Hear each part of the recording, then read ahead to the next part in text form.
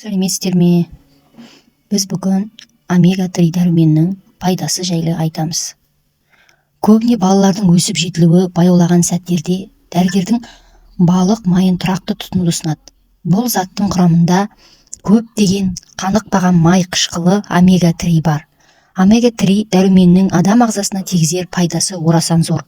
Материалда осы дәрумен жайлы көптеген ақпаратпен бөлісеміз. Менің арнама тіркелуді ұмытпаңыздар. Омега-3 дегеніміз ол не? Омега-3 полиқанықпаған майлы қышқыл ғалымдардың адам ғұмырын ұзақ жалғастыруға қызығушылығының арқасында ойлап табылған. Мұның сыры балық өнімдерінің көптеген байланысты екені белгілі. Солтүстік халық өкілдерінің қан құрамын зерттеу нәтижесінде омега-3-ді құрайтын эйкоспанданию және декосгоксадион деп аталатын екі табиғи май қышқылдары бар екені анықталған. Омега-3 полиқанықпаған май қышқылдарын жасаушы мембран балдары мен қан тамырларының бөлігі болып табылады және дұрыс тамақтанудың қажетті компоненттерінің бірі. Омега-3-дің пайдасы. Адам ағзасына омега-3 дәруменнің тигізер пайдасы орасан зор. Бұл дәрумендердің біз балық өнімдерінен көптеп алып аламыз. Ғалымдардың зерттеуі бойынша бұл омега-3 дәруменнің күнделікті тұтыну жүрек және буын ауруларына, көздің көру қабілетін арттыруына, тері және шашқа оң әсерін тигізеді екен. Сонымен қатар бұл антиоксидант қосындалған ағзадағы артық холестериннің ыдырауына және ерте қартаюға қарсы көмектеседі. Әсіресе омега-3 адамның жүкті әйелдерге тигізер пайдасы зор.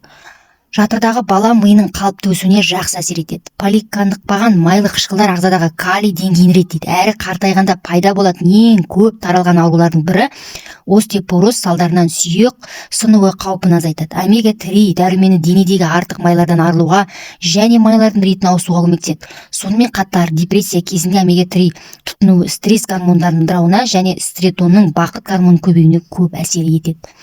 Омега-3 дәрумені неге бай? Бұл өнімдердің көшін балық тағамдары бастап тұрады. Майлы және жартылай майлы балық өнімдерінің құрамында омега-3 дәрумені өте көп.